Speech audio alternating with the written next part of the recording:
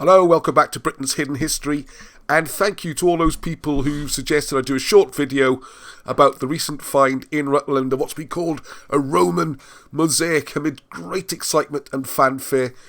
Thank you to people like Mandy McCourt and Marchell and lots of other people who sent me links to various news items. They've all covered it, all the mainstream newspapers, the TV, the lot. And as usual, there's no apparent journalism. All the articles are exactly the same and quote the same press releases. Alright, so I'm going to do a quick look at the BBC one, because it's the same as all the others, really. Right, I've moved my head over whichever way you're looking so you can see the top left-hand corner rather than all the junk you get on the right. Okay, so here's the BBC version. Roman mosaic and villa complex found in Rutland Farmer's Field. Okay, so this is not a bad picture of it. And with all the chariots and everything. Chariots. Ever seen them somewhere? Anyway, never mind. They're chariots. And it seems to be generally accepted, I'm not disputing it, that this represents the Trojan War, the Iliad, the conflict between Hector and Achilles, presumably. Or at least some sort of chariot warfare from that period. But hey, you can jump as much as you like when you're a mainstream academic. You just call it, it's a scene from Homer's Iliad. No need for discussion. Now, what's fascinating about this, and you'd be well aware of this if you follow Britain's Hidden History channel at all, or if you've ever read a history book. Actually, you might not see it in there. It's usually called mythology.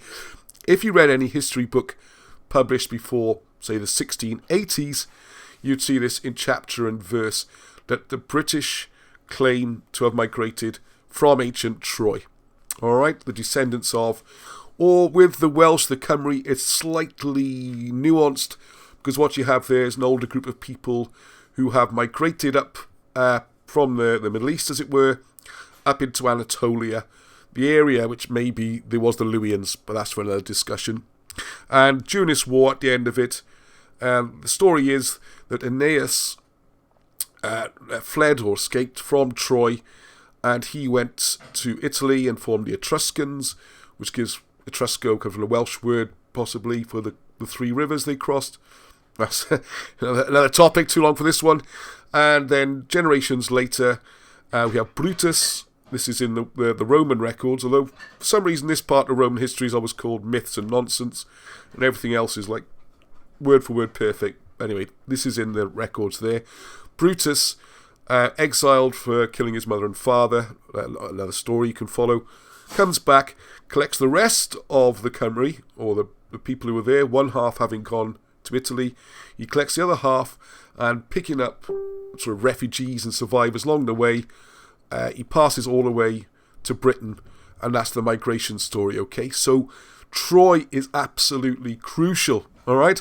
Now, the way of dealing with this in the past was to say it's all myths and legends, and history was rewritten, and the Welsh, Scots and Irish were labelled as Celtic, the English were labelled as Anglo-Saxons, and all this was just put in the bin.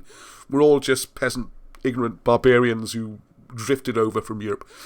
Okay, so that's a very, very short potted history. I'm trying to keep this short.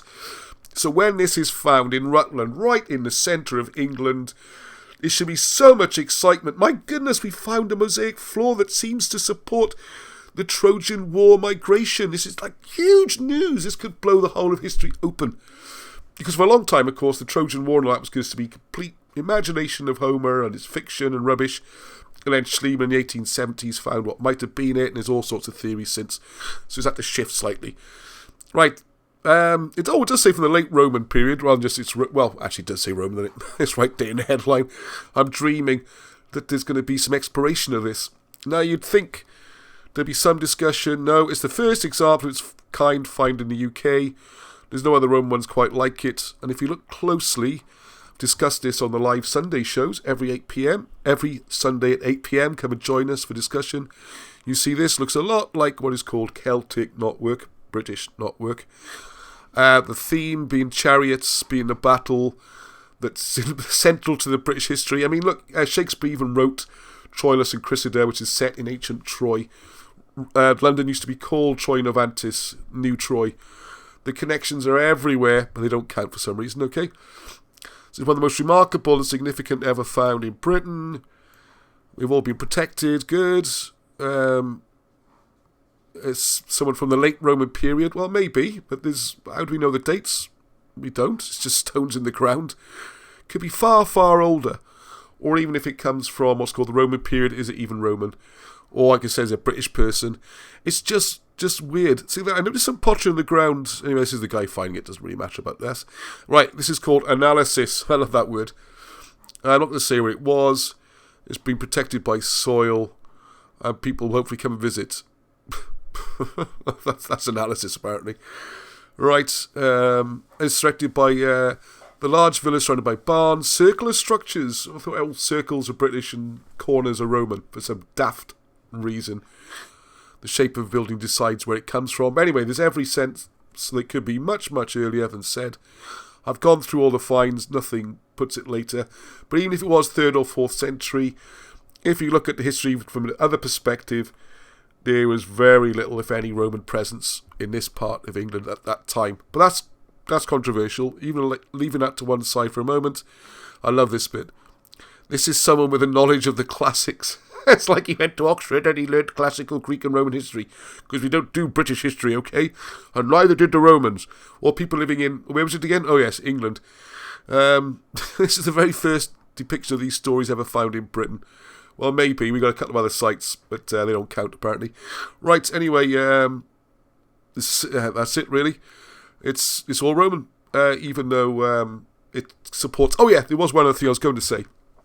Even if we go with it being Roman, all right, it still is interesting because it's the Roman acknowledgement of the Trojan War and Hector and Achilles fighting it out. They say it's there. So the Romans would have recognised this as a historical event, or the British, take it either way. But no, it's just a done deal, slam dunk. It's Roman, and that's the end of it. That's how history works, folks. Hope you enjoyed that. See you at the next one. Hedwch.